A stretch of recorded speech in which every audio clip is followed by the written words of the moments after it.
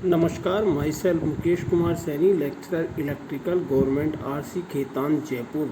मैं आज आपको electronic measurement and instrumentation EL 203 का 3.3.4 डायनामोमीटर टाइप इलेक्ट्रिकल इंस्ट्रूमेंट पढ़ाने जा रहा हूँ। तो आइए देखते हैं। चित्र में एक डायनामोमीटर टाइप इंस्ट्रूमेंट का आंतरिक भाग दर्शाया गया है। इसमें दो फिक्स्ड कॉयल, एक मूविंग कॉयल, एक पॉइंटर जो कि स्पेंडल के द्वारा जुड़ा है तथा एक स्केल भी दर्शाई गई है। इस प्रकार के उपकरणों में एयर फ्रिक्शन डैम्पिंग उपयोग की जाती है, साथ ही कंट्रोलिंग टॉर्क के लिए स्प्रिंग्स यूज की जाती है। डायनामोमीटर टाइप उपकरण परमानेंट मैग्नेट मूविंग कॉयल उपकरणों के समान ही होते हैं, केवल इनमें परमानेंट मैग्नेटिक फील्ड कॉयल के स्थान पर कॉयल उपयोग की जाती है जो कि नापी जाने वाली धारा को वहन करती है। इन उपकरणों को ट्रांसफर उपकरण भी कहते हैं। ट्रांसफर इंस्ट्रूमेंट्स वो होते हैं जिनको डीसी सोर्स पर ही अंशांकित या कैलिब्रेट किया जाता है और बिना कोई मॉडिफिकेशन करे एसी के लिए भी हम इन इंस्ट्रूमेंट्स को यूज कर सकते हैं, क्योंकि इन इंस्ट्रूमेंट्स की जो प्रिसाइजन ग्रेड जो है, एक्यूरेसी, वो बहुत ही अच्छी होती है और इसीलिए हम इसको एसी और डीसी दोनों की मेजरमेंट के लिए उपयोग में ले सकते हैं। इसको डीसी पे कैलिब्रेट करके डायरेक्टली हम एसी सर्किट के लिए यूज कर सकते हैं इस इंस्ट्रूमेंट को by establishing A direct means of equating AC and DC measurements of voltage and current. यानी एस्टेब्लिश कर लेते हैं एक डायरेक्ट मीन्स और उसके बाद हम इसको एसी और डीसी मेजरमेंट के वोल्टेज और करंट मेजरमेंट में इसका उपयोग कर सकते हैं। अब आगे हम देखते हैं कंस्ट्रक्शन। इस इंस्ट्रूमेंट यानी डायनामोमीटर टाइप इंस्ट्रूमेंट्स की कंस्ट्रक्शन में क्या क्या होता है, ये आइए हम देखते हैं। जब इस उपकरण को एसी में उपयोग करते हैं तब इस उपकरण में हिस्टेरेसिस व एडी करंट व अन्य हानियां होती हैं। इनको हटाने के लिए इस उपकरण की कुंडलियों को एयर कोड बनाया जाता है, यानी इनमें किसी प्रकार की कोई इंसुलेशन नहीं डाला जाता, कॉइल्स के बीच में खाली हवा होती है।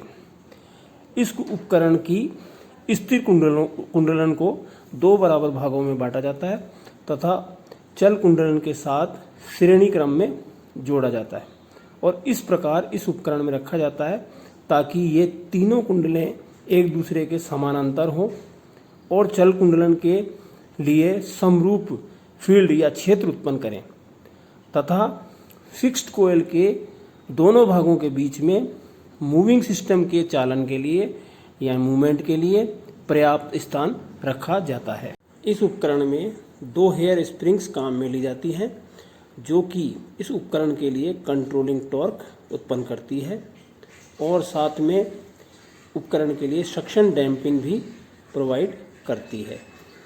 आइए अब इसके हम सर्किट डायग्राम को ध्यान से देखते हैं और इसका सर्किट डायग्राम दिखाया गया है। इसके अंदर फिक्स्ड कॉइल है जिसको दो भागों में बांट करके कुंडल पॉइंटर के दोनों तरफ डिस्ट्रीब्यूट किया गया है और साथ में इसके सीरीज में एक मूविंग सिस्टम या मूविंग कॉइल जोड़ी हुई है जो कि पॉइंटर के साथ अटैच है। पॉइंटर जो है शाफ्ट पे लगा हुआ है और साथ में एक सीरीज रेजिस्टेंस जो कि मल्टीप्लायर रेजिस्टेंस भी इसमें जोड़ा हुआ है।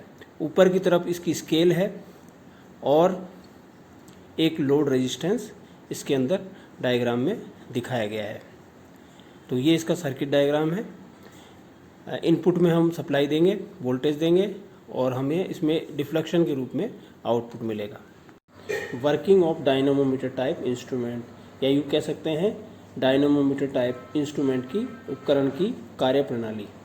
डायनामोमीटर टाइप इंस्ट्रूमेंट्स की कार्यप्रणाली को समझने के लिए सबसे पहले इसके सर्किट डायग्राम में हम मेंशन करते हैं फिक्स्ड यानी स्थिर कुंडलियों में बहने वाली धारा है IF और चल कुंडलन में बहने वाली धारा का मान है IN।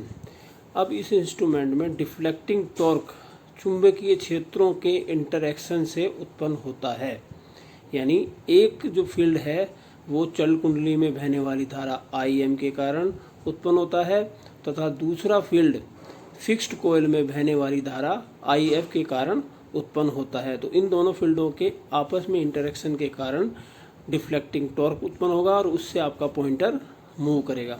इस फिक्स्ड कोयल में उत्पन्न होने वाली धारा स्थिर न होकर, यानी धारा के द्वारा जो उत्पन्न होने वाला फील्ड है वो स्थिर न होकर इसमें बहने वाली धारा के परिमाण पर निर्भर करता है।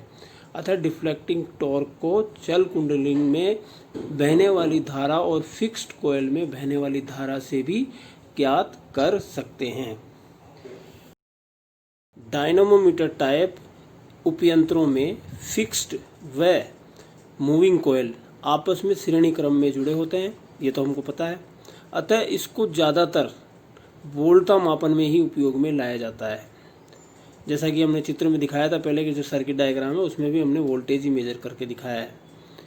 तथा जैसा कि डिफ्लेक्टिंग टॉर्क हमने पहले पढ़ा कि डिफ्लेक्टिंग टॉर्क जो है इस उपकरण में मूविंग कोयल में बहने वाली धारा या फिक्स्ड कोयल में बहने वाली धारा में होने वाले परिवर्तन से ज्ञात कर सकते हैं। अतः डायनामोमीटर टाइप इंस्ट्रूमेंट्स बहुत अच्छा मापन उपयंत्र है, लेकिन इसका उपयोग बहुत सी जगह पे कर सकते हैं, जैसे measurement of power reactive volt ampere.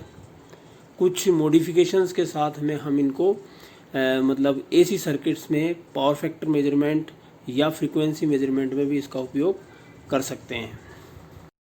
इन उपयंत्रों को एमीटर के रूप में यानी धारा मापन के लिए कभी कभारी उपयोग में लाया जाता है। उसके कुछ कारण हैं। जो मूविंग कोयल का होती है इसके अंदर वो स्पाइरल शेप में होती है और उसकी जो लीड होती है उस लीड में से सीमित मात्रा में ही धारा बह सकती है। अगर ज़्यादा धारा बहाएंगे उसमें तो वो लीड चल सकती है।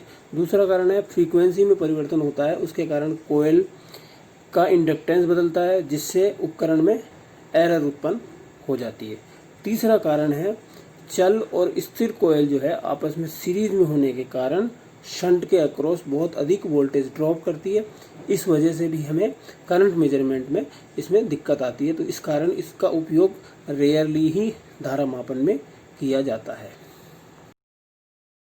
डायनामोमीटर टाइप इंस्ट्रूमेंट जैसे कि नाम से ही हमें मालूम हो रहा है एसी या डीसी दोनों मापन में ही इनका उपयोग किया जाता है, लेकिन ज़्यादातर प्रायोगिक रूप से इन उपकरणों का उपयोग एसी मापन में ही किया जाता है, जिसके कुछ कारण हैं।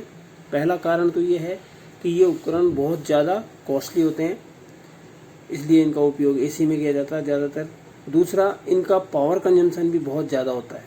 तीसरा, लोअर टॉर्क वेट रेशियो होता है इनका। और चौथा, नॉन यूनिफॉर्म स्केल होती है इनकी। तो ये था हमारा dynamometer type instruments. Thanks for watching.